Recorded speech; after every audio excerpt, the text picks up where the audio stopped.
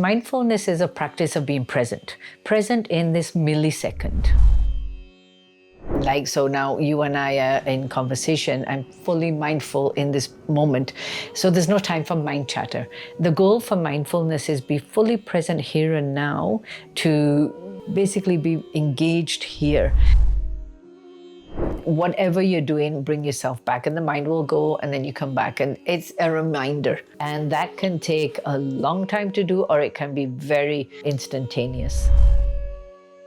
The common ones that people are aware of and use are Waheguru, Hari Om, I Am, Allahu, and there's many, many more. We don't really dictate the mantra somebody uses because it does need to be dear to their heart. So to fall into faith and unconditional love and divinity, we need to cross that. We need to get into the 500 and 550. And love and unconditional love doesn't vibrate from the mind, from the brain. Right. We drop into the heart. Meditation is a solitude practice. You want to have the time out from everything. And it's also almost like I say you're breaking a pattern of the day. You're breaking the pattern of the do cycle, or, being in action mode and really going inwards. Our way is the lover's way to God, and connecting through the heart to our higher selves. Anything new we're going to learn, so even if we go register for a new course, we have to have discipline to do our homework, to do the readings, to show up to class.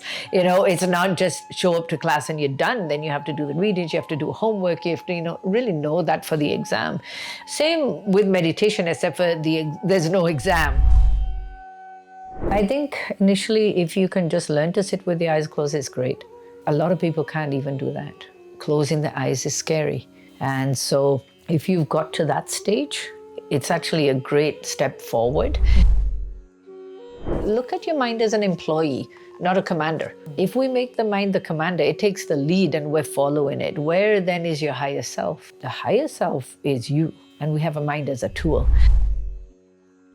Every distraction from within, it's just something that's rising up. Let it be. Just don't attach to it. And from without, that's life. That's part of life. There's going to be some noise, there's going to be some disruptions, there's going to be something going on.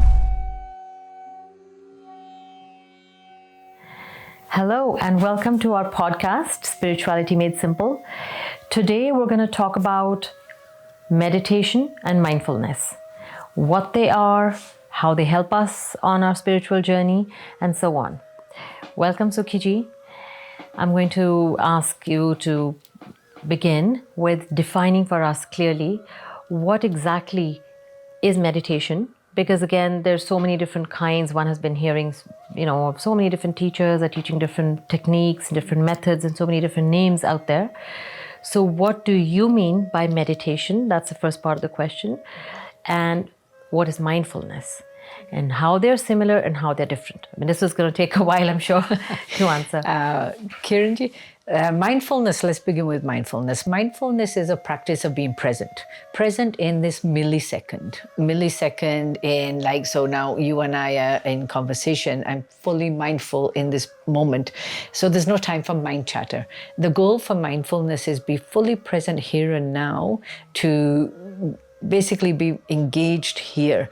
A lot of times what we're doing as human beings is we're doing something in autopilot, but the mind is in the past or anxious about the future, memories of the past or anxiety about the future. So it's a tool to bring us right here, right now, to eliminate stress and therefore maybe even be more productive as a result. Mm-hmm. That is what mindfulness is, and it's become very popular now in the mainstream and in this modern day. Meditation is thousands of years old and mainly practiced in the eastern side first, like yogis and the spiritual masters use this as a technique. It's to connect to God. Mm-hmm. To connect to God consciousness, to be God realized, to be self-actualized. And so that's the mystical side of ourselves that we tap into with meditation. So in a nutshell, mindfulness is being present here and now. The meditation is being fully God realized and self-actualized. Wow. So then, thank you for pointing out the difference. So then, let's just explore meditation for a little bit more detail. So, what techniques or how do you teach people to practice meditation? How do we begin for a beginner? Yeah. The process, and how do we learn it? How do we practice it? Can you tell us a little bit about that? Yeah, for meditation, every teacher that teaches meditation has their own way, and it's something that they have connected to and they have an experience with, and it's dear to their heart, I would assume. Our way is the lover's way to God, and connecting through the heart to our higher selves, to God consciousness, and be self-actualized and God realized, as I've said before. That, we are very much mind-driven people now. We're very connected to the heart and come away from, connected to the mind and come away from our heart. And so that leaves us disconnected, I would say, more often than not, to our real self. We and our model and what I teach is coming back to the heart, that divine truth that is inside each and every one of us, and seeing God in ourselves, and seeing the result is seeing God in ourselves and seeing God everywhere around. The way we do it is there's many steps to it, there's many techniques, but one is just connecting with the heartbeat. Connecting with the heartbeat, so sitting quietly, and the pulse is a great catalyst to the heartbeat. So if we have any kind of mantra is basically mind training. It's a higher frequency word that can take us out of our mind and rational thinking to a devotional place. So commonly, the common ones that people are aware of and use are Waheguru, Hari Om, I am, Allahu, and there's many, many more. We don't really dictate the mantra somebody uses because it does need to be dear to their heart. So I will say, what is close to you? Like what really brings that feeling of devotion in you? And we use that mantra and we connect it to the heart. So we bring it into the heartbeat, and now that frequency is higher than the mind. When that starts resonating through the heart and the bloodstream and our being, we've instantly taken ourselves higher than the mind. The mind vibrates at 450 frequency. If we take 0, Dr. David Hawkins is a great scale, which I borrow quite often, and 0 is complete negativity, 1000 is Christ consciousness. The brain's capacity is to vibrate at 450 on that scale. So there's still 550 missing. Where is that? So to fall into faith and unconditional love and divinity, we need to cross that. We need to get into the 500 and 550. And love and unconditional love doesn't vibrate from the mind, from the brain. Right. We drop into the heart. And so when we come into that heart, we're instantly vibrating higher and we can connect to our true self. Wow. So this heart-centered meditation, this is what you're leading in your teaching. So do you see, or are people seeing results, or how long does it take to learn and practice and get good at it? Because for people like myself who are struggling, we feel like, are we doing it right? We don't seem to be making progress. So to people that have like stuck in a certain point or self-doubt, what would you say to them? Look at where self-doubt comes from also. It's the mind and the ego. So when we start practicing mindfulness or meditation, but we'll go to meditation, is the ego does come up because the ego's always taken charge. And now we're asking it to take a side step, just step aside for a second and let me connect to something that's, more authentic in me. And the ego doesn't like it. So initially, more often than not, we've noticed that it comes up stronger. So anything that you've not thought about for years may come up in your mind when you're trying to meditate. Initially. It's the first stage, and it's okay. don't judge yourself, don't give up. But that first stage will happen. Not only does that obstacle show up in our own mind, it also shows up in challenges from family and friends that have seen you a certain way, and now it's a struggle for them to see you changing. In a new light. Yeah, because inevitably then the relationship will change. So that struggle does come up, and I think everybody goes through that. Don't give up. Keep going. Because when you get to the next stage, then it's easier. Wow. So the key is not to give up. Consistency. Consistency and persistence, or Yeah. something like that. Faith. That's where faith comes in, I guess. Faith will come in. First, I would say, discipline. Anything new we're going to learn. So even if we go register for a new course, we have to have discipline to do our homework, to do the readings, to show up to class. It's not just show up to class and you're done. Then you have to do the readings, you have to do homework, you have to really know that for the exam. Same with meditation, except for there's no exam. It's a process of transformation. Right. So we just knowing that this is a process, and just like we need to eat, just like we bathe, just like we read for more information, our soul needs that food too, like we talked about in the last podcast. So the soul's food is meditation. Don't be too rough on ourselves, be patient and be consistent. That's great, actually. That's very helpful. So how helpful or how essential would you say that mindfulness and meditation are on our spiritual journey? I think they're very essential. In my experience, because if we're still coming from the mind, and we're not dropping into the heart, life can be very challenging. We're completely questioning, or we're in judgment, or we're dissecting from the mind. There's no isness. It is what it is. We drop into the heart, we get into that acceptance, humility, compassion, and grace. It's not natural for most of us. We have to practice doing that. And meditation and mindfulness is a great way to do that. So daily, let's practice mindfulness wherever we are. Anyway, isn't it better to be 100% present than 10%? Like, it's just better to be present in what we're doing. It's better, but not always easy. Like, I'm one of those people, like, even at any given time, a lot of times I'll find my mind has wandered off somewhere else, and then I need to consciously bring it back. And that's how it is. Initially, that's how it is. And that's okay. There's no end goal. There is just a process. Life is a destination. Life is a journey. It's not a destination. We've made life a journey.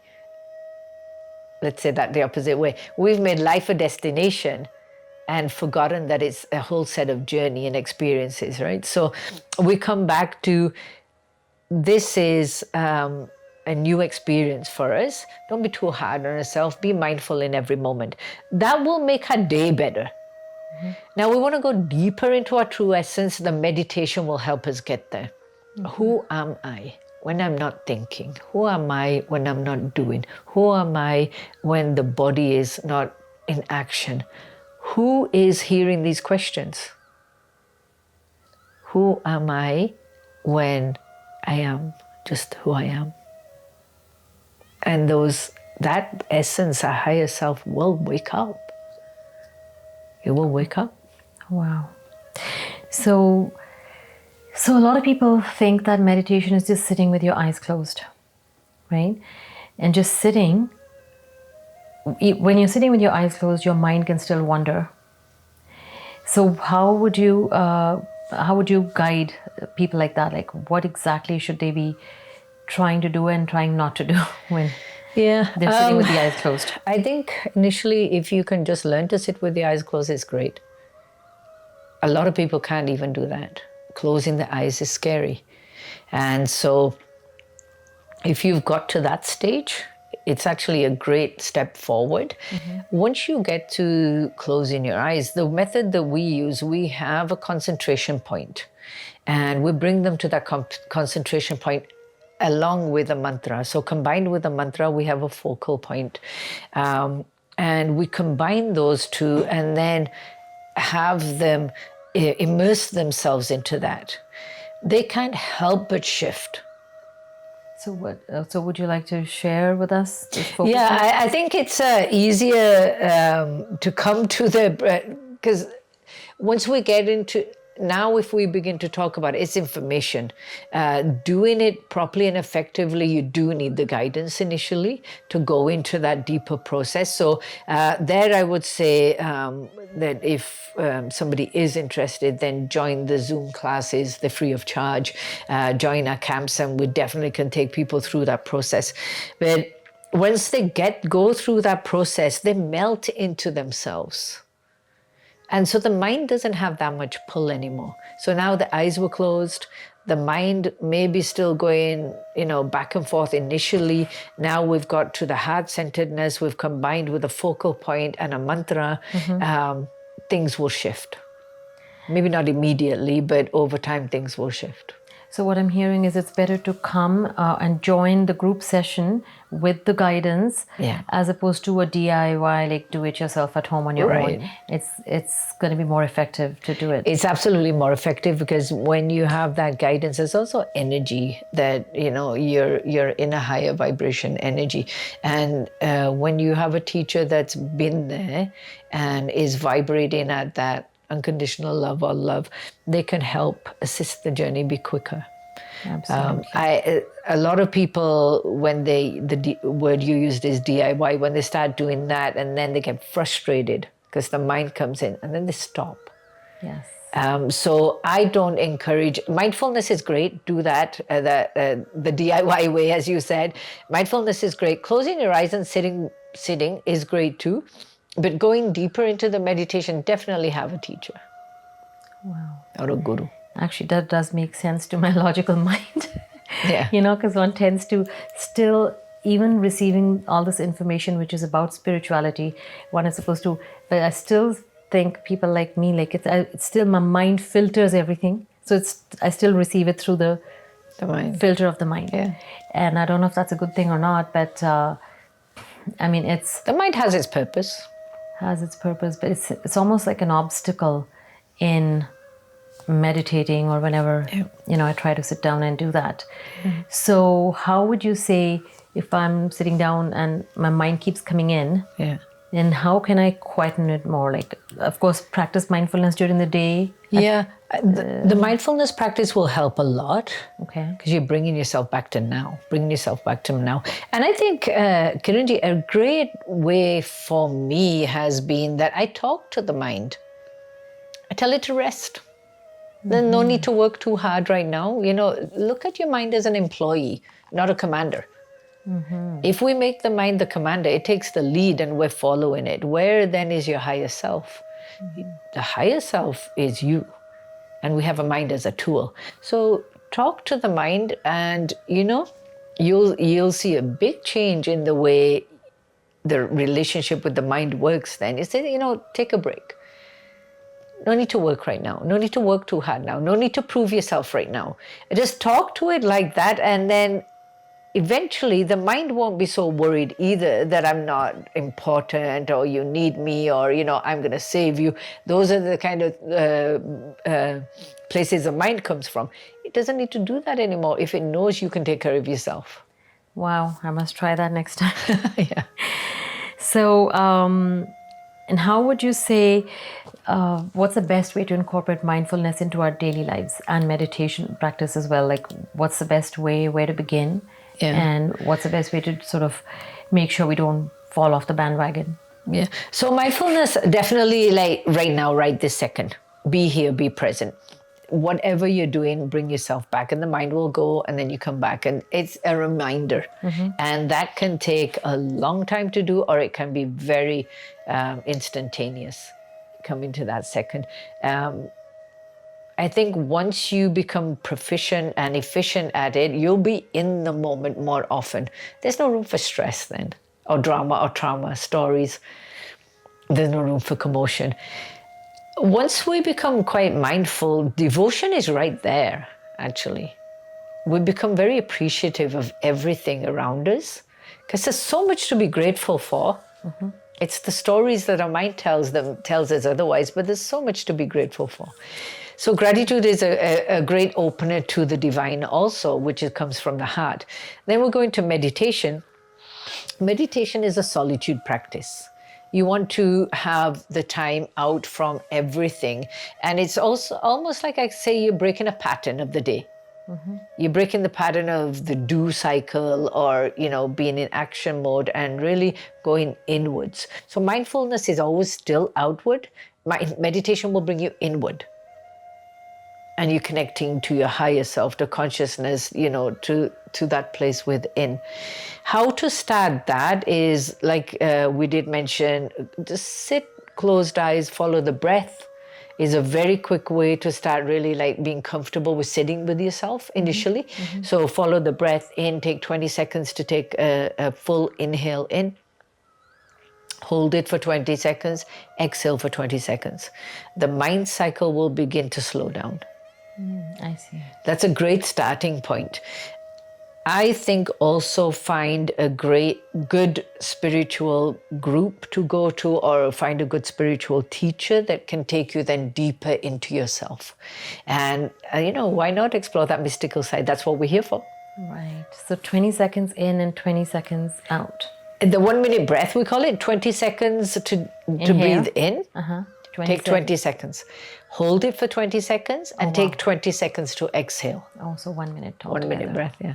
Wow. Maybe it will be 10 seconds each first and then take it to 20 seconds. Right. And then how would you say these practices, meditation and mindfulness, how do they help us deal with negative emotions? For example, like stress in our lives, fear, depression, all those negative things that we're all having to deal with. How do you think these would impact or affect? Mindfulness takes us out of drama. We're very here. Now, where is drama coming from and commotion? It's from storytelling. Storytelling always comes from the past. We have a thought. The thought is about the past, right? Always stressing about the future. So mindfulness takes us away from that. And I think then there's no commotion. There may be still emotion.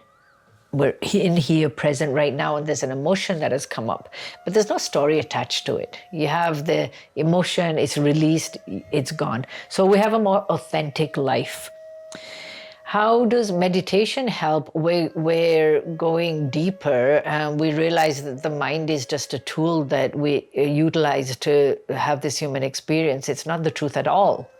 This body is not the truth at all. And we stop giving it so much importance. And then we are coming from the highest self.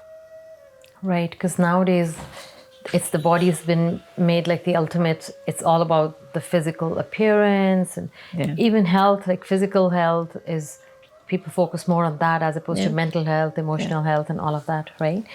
So it'd be good to sort of change the focus like you're saying. How do we handle distractions, inner resistance, or moments when we feel disconnected? Any further tips on that? Distractions? Like when we're trying to be mindful or do our meditation, and whenever distractions come either from within or from outside, right? How to so deal these with are the barriers or struggles that we are facing when we try to be on this path or do these. So what would you... Let it be. It's okay. It's okay. So it happens. It's life. Every distraction from within, it's just something that's, that's rising up. Let it be. Just don't attach to it. And from without, that's life. That's part of life. There's going to be some noise. There's going to be some disruptions. There's going to be something going on. So just accept it as part of the journey. Let it be. Let it be. I see. So are there any common misconceptions about meditation and mindfulness that you'd like to address? I think the biggest misconception that I've come across is that it's too hard. It's not doable. It's not attainable for the common man. And I beg to differ. Why I beg to differ is that it's a natural state. How can something that is us naturally be so difficult? So what may be difficult is we have this image in our head of what it means or what it should be, or we have this expectation of ourselves so instantaneously. Let go of the expectation and the image and just take bite-sized baby steps and start somewhere. And again, this is where the teacher comes in. But slow and steady wins the race. I think every single person, no, I know every single person can do it. It's just a matter of taking the time and starting somewhere. And is there any is there any example of any breakthrough you had or anything that you'd like to share that you experienced during meditation? Any sort of, I think it'd be inspiring for us to hear. So there's many experiences. One of them when I was very young, actually in my 20s, and it was one of the first experiences I had, is I left my body. And that's actually the first time I realized I'm not the body. And I could see myself going higher and higher and higher and looking down at the body until I went to the upper realms. Wow. And it was so early on in my meditative experience that it actually, I would say maybe it was one of the deep catalysts for me to continue and go deeper into this, realizing that I'm not this body. I'm not this mind. There's so much more. Actually what we are is beautiful. Wow, that'd be a very good feeling to be flying above in the sky in the clouds. Yeah. But unfortunately, a lot of us don't get that. So to keep us going, wow. So that's a mystical side of things. So what did you do to get to that experience, and how can we do that? How can we get to that? So therein lies the goal setting, right? We don't want to set goals for that to happen, because then again, it's not authentic. That's not the goal for meditation. It was one of my experiences that happened. But the goal for meditation is really, who am I? And to be in touch with that on a everyday basis in a higher vibration than trauma and story and commotion. Right. So we have to have that purity of intention, is what you're saying. Yeah. So not focus on any of these milestones. Wow. So, and how would you say meditation has transformed your relationship with yourself and your relationships with others and with the divine? Meditation with myself.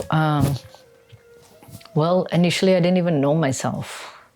I didn't know who I was. My life was very much other focused, especially from an Eastern upbringing. Even though I was born in the West, the upbringing was very Eastern. So in our household, we were meant to be other focused, and especially being a girl. So it was always about how can we be the best daughter, how can we be the best sister, or how can we be the best female representing this culture in a Western country, being Eastern as possible, because we represent the Eastern culture in this world. So it was a very challenging upbringing in that sense.